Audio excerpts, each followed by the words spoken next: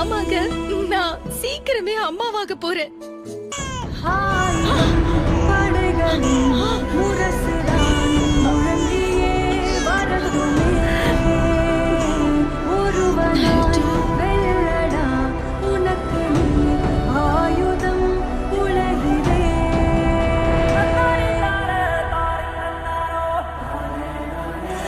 Naruto, என்ன தாயாக்குன உண்மைக்கு ரொம்ப நன்றி.